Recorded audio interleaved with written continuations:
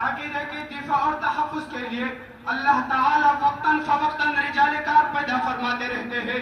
جس عقیدے کی دفاع اور تحفظ کے لیے ہم وقت کمر بستہ ہو کر ہر دور میں جھوٹے مدعیان نبوت کا سرتوڑ مقابلہ کرتے رہتے ہیں.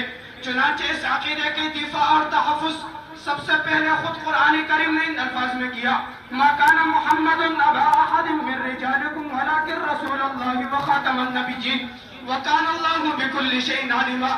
اس آیت کی تفسیر میں لسان رسالت یوں بول اٹھی ہے: انا آخر الانبیاء وانتم آخر الامم. کبھی یوں ارشاد ہوتا ہے: انا خاتم النبیین لا نبی بعدی.